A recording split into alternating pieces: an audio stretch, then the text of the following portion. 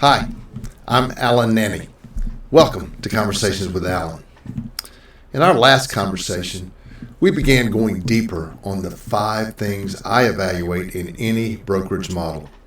Today, I want to talk about the second one, professional development, but not in the way most people think about it. I'd like to begin with something I wish I had understood much earlier in my career.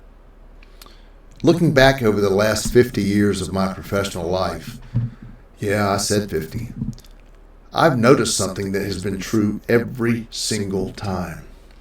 Every significant opportunity I've ever received came after I became the person capable of handling it. Never before. I didn't become a financial executive and then learn how to lead. I learned how to lead and the opportunities followed. I didn't become a broker owner and then learn how to think strategically. I developed that way of thinking and the opportunities followed. The same has been true throughout my real estate career. Leading an office, serving our local MLS, chairing committees, mentoring agents, helping build organizations. Every opportunity followed growth, not the other way around. Early in my career, I believe success came primarily from working harder. And hard work absolutely matters. It always will. But eventually, I discovered something. There comes a point where working harder produces smaller and smaller incremental returns. From that point forward, growth comes from becoming better. A better communicator, a better negotiator, a better leader, a better business owner, a better thinker.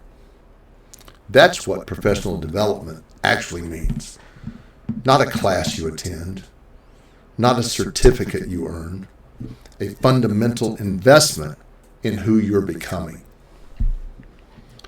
One of the most common mistakes I see experienced agents make is believing that because they're successful, they have finished growing. I don't believe that's true. In fact, I think success creates an even greater responsibility to keep growing because the market keeps changing. Consumers keep changing. Technology keeps changing.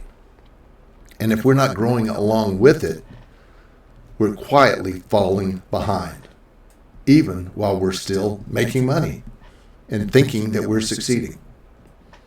That realization changed how I evaluate brokerage models.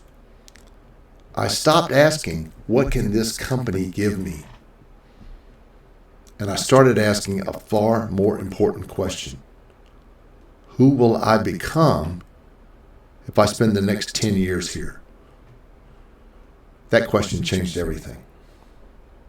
Because every brokerage gives you a place to work, but not every brokerage gives you an environment that stretches you, that challenges you, that invests in you, that helps you become someone you could not have become on your own. Those are very different environments. And over the course of a career, they produce very different people. So today, when I evaluate professional development, I'm not asking whether a company offers training, because most of them do. I'm asking something deeper. Will this environment continue developing me after I've already become successful? Will I have access to people who challenge my thinking? Will I be exposed to ideas that sharpen me? Will I become a better version of myself simply because I spent time here? Because eventually, that's the investment that pays the greatest return of all. Every meaningful opportunity I've ever had came after I grew into the person who could handle it.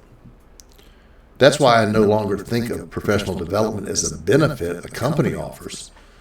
I think of it instead as one of the most important decisions you could make about your own future.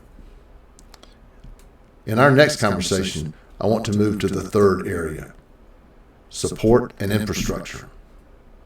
Because becoming a better professional is one thing. Having the systems and support to act on it is another. And the two together are what actually allow you to grow. I'm Allan Nanny. I'll see you in the next conversation.